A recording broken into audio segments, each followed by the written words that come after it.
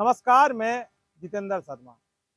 राजस्थान की तमाम अधीनस्थ न्यायालयों के न्यायिक कर्मचारी हड़ताल पर बैठे हुए हैं 14 जुलाई से, और 18 जुलाई से उन्होंने अदालतों में काम करना यानी कि कोर्ट में जाकर काम करना बंद कर दिया, काम का बहिष्कार कर दिया।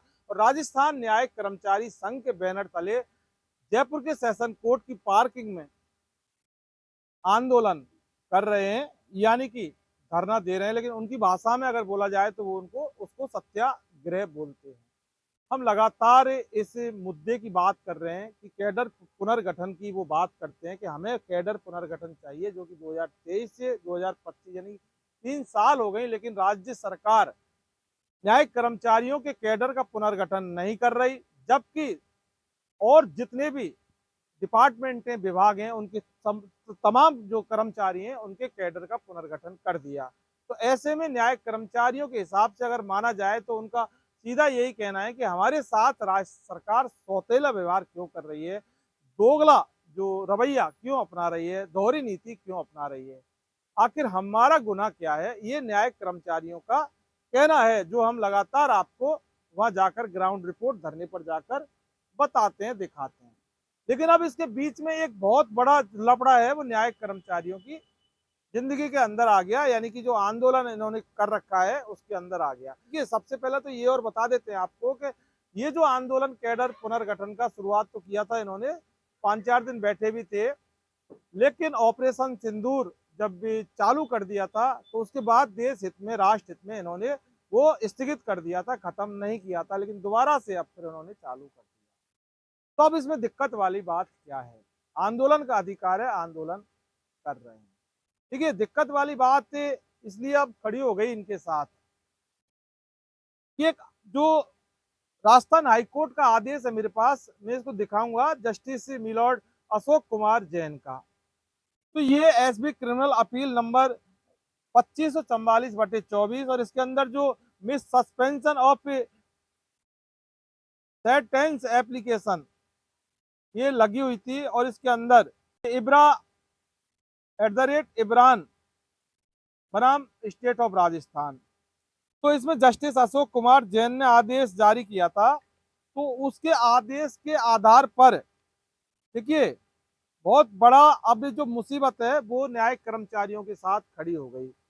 हम ये बताते हैं आपको कि इसके पैरा नंबर 26 के अंदर कुछ डायरेक्शन लिख रहे हैं, यानी कोर्ट के आदेश के अंदर, I again request all the judicial employees to resume their duties latest by 10 AM, यानी कि सुबह on 25 July 2025, will not be tolerated by the institution at any cost. किसी भी कीमत पर उनको काम करना होगा 25 जुलाई 2025 की सुबह 10 बजे से कोर्टों के अंदर, ये लिख रहा है इसके अंदर।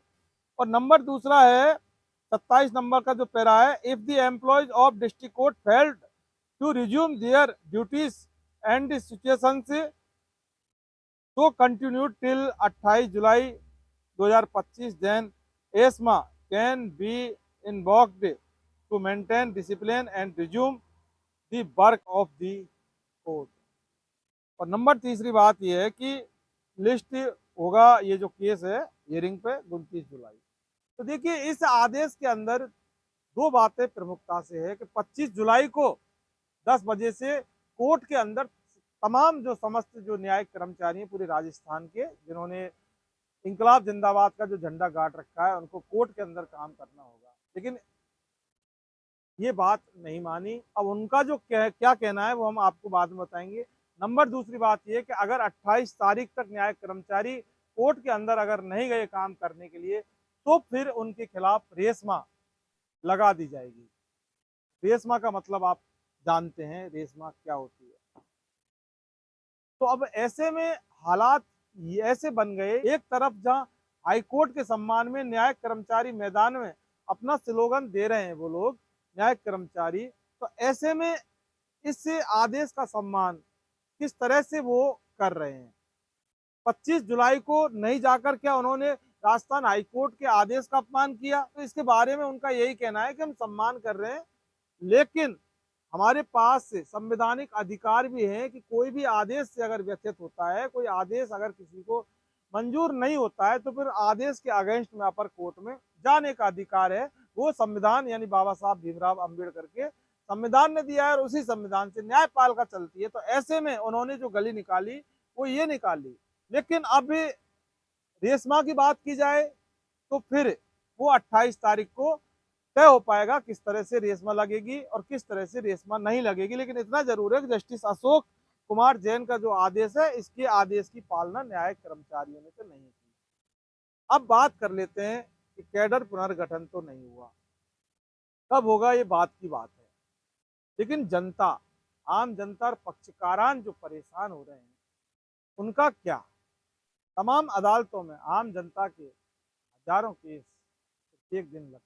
ऐसे में जनता के केसों की जो पैरवी नहीं होने से, उनके केसों में काम नहीं होने से वो व्यथित हो रही है, जनता परेशान हो रही है। न्यायिक कर्मचारियों का ये कहना है कि हम भी आम जनता है, हमारा भी काम होना चाहिए, हम तो जनता के लिए ही काम करते हैं। तो ऐसे में जनता तो कैडर पुनर्गठन ला के देगी नहीं, वो तो सरकार का काम है। तो न्यायिक कर्मचारियों की इस हड़ताल से, इस आंदोलन से, इस सत्याग्रह से, इसमें कोई शक नहीं है कि आम जनता को परेशानी का सामना उठाना पड़ रहा है। लेकिन अब इसका जिम्मेदार कौन है, किसको माना जाए, न्यायिक कर्मचारियों को या सरकार को। काम तो न्यायिक कर्मचारी करते हैं, लेकिन न्यायिक कर्मचारियों को कैडर पुनर्गठन चाहिए सरकार से। तो ऐसे में बहुत बड़ी जो समस्या है वो वाकई जो पिस रही है, आम जनता पिस रही है।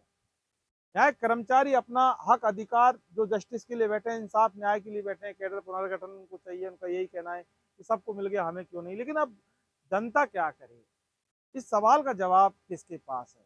हमें नहीं लगता कि इस सवाल का जवाब किसी के पास होगा प्रॉपर तरीके से। हालांकि कोई कुछ भी बोल देता है, कोई किसी भी तरह से गली निकाल के जवाब दे सकता है।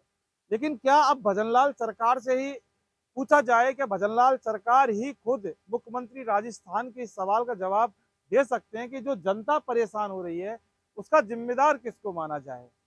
और क्या ऐसा नहीं माना जाए कि ये जो सारा जो काम हो रहा है और जो जनता, आम जनता सिर्फ इसलिए परेशान हो रही है कि न्यायालयों में, कोर्टों में, अदालतों में काम नहीं हो रहे, तो क्या इसकी जिम्मेदार फिर सरकार को ही माना जाए। और अगर सरकार को नहीं माना जाए तो फिर किसको माना जाए। तो इस तरह से ये मामला पूरी तरह से ट्राइएंगल बन गया है, न्यायिक कर्मचारी, हाईकोर्ट और सरकार।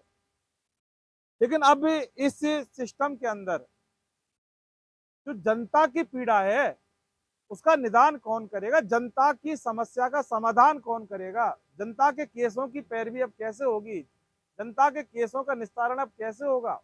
तो सवाल यहाँ पर यही है कि क्या अब इस चीज तरह से अगर चलता रहेगा तो फिर कैसे काम चलेगा। इस बारे में सोचने की बहुत ज्यादा जरूरत है।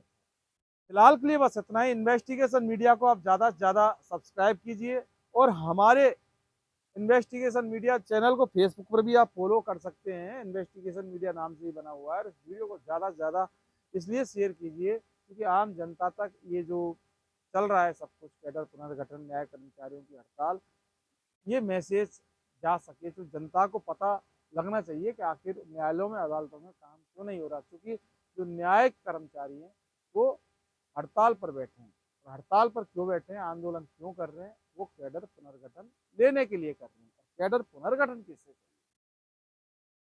वो भजनलाल सरकार से चाहिए। नमस्कार।